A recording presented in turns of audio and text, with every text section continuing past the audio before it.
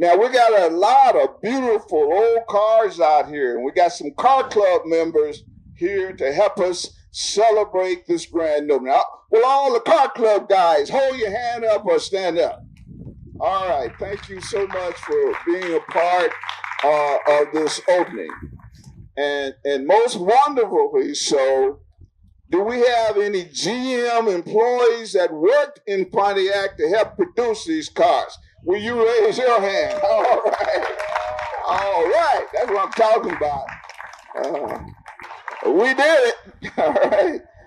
Thank you so very much for attending this Pontiac Transportation Museum grand opening.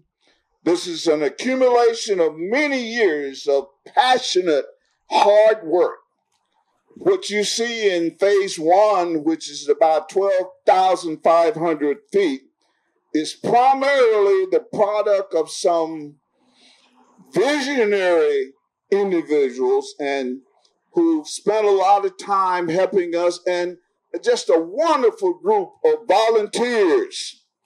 There are far too many people for me to acknowledge individually, but let's just give a hand to all those people that made this possible.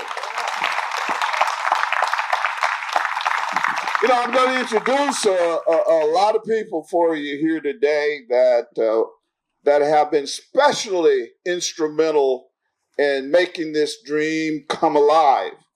And I'd like to start out with Tim Dye. Back in 2009,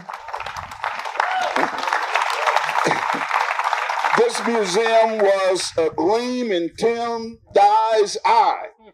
He came to the city to make a proposal, but at that time, the timing was critically bad. We were all going through some very rough times. But, Tim, you didn't give up.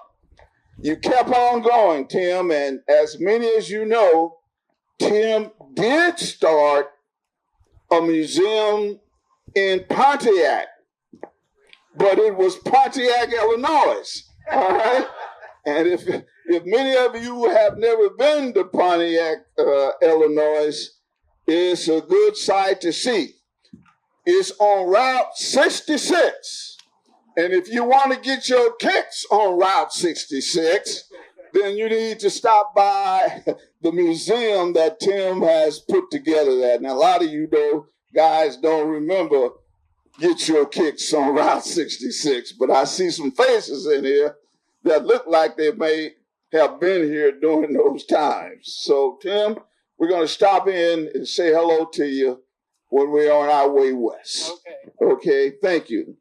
Tim Dye never lost the dream of a museum here in Pontiac, and it became even bigger vision for him than the original proposal that he put together. Here's Tim Dye, Executive Director of the Pontiac Oakland Museum, the Resource Museum in Pontiac, Illinois, and the Pontiac Transportation Museum here in Pontiac. Ladies and gentlemen, the visionary, Tim Dye. Thank you, Tom. So, given the way things worked out and what transpired since I kind of first thought this up, I would probably do it again, just like that, because the reason I say that is the experience we've gained with the museum in Illinois has been invaluable here as starting this museum up.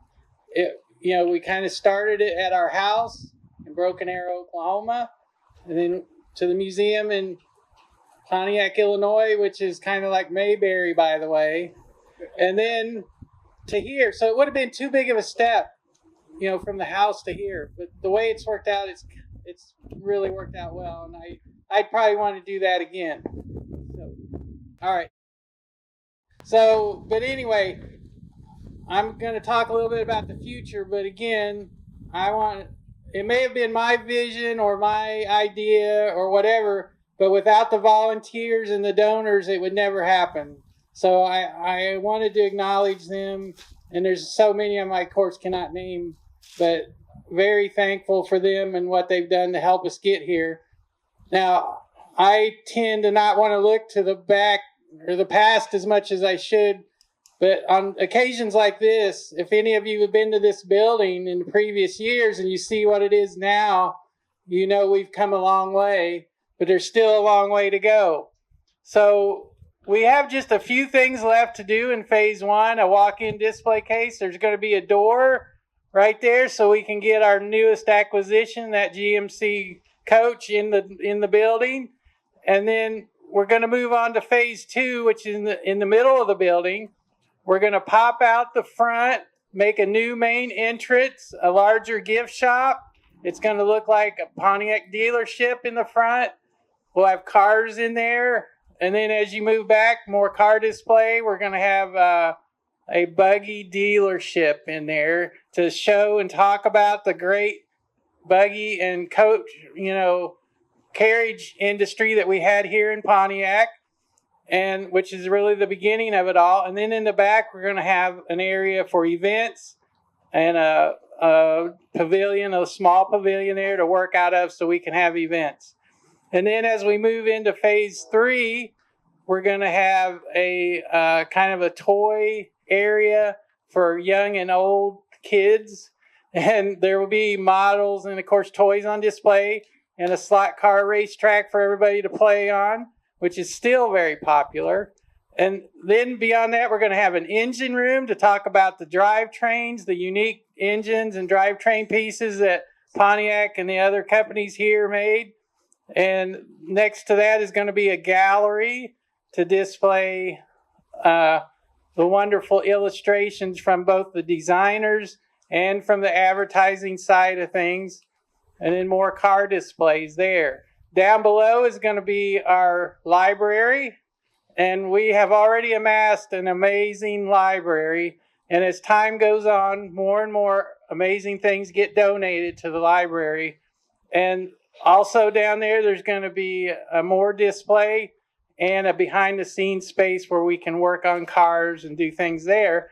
And then the last thing I wanted to mention we want to do is a building in the back to kind of teach kids, young and old, have how to work on cars, tinker with cars, you know what I'm saying, just some educational STEM and STEAM projects that we can do in that building. And so that's important. So even though the museum is about this history, it's also about now and providing the city of Pontiac with a facility and a place they can be proud of, someplace they can bring their family and friends and show off that history. Because I know, even though I didn't grow up here, I know that a big percentage of the people that live in Pontiac either worked at one of the, GMC Coach and Bus, Fisher Body, Pontiac Motor Division, or someone in their family did. So a lot of people in this town have a connection to what it is we're doing in this building. And so we want you to be proud of it. So that's all I wanted to say. Thank you for coming and appreciate you so much.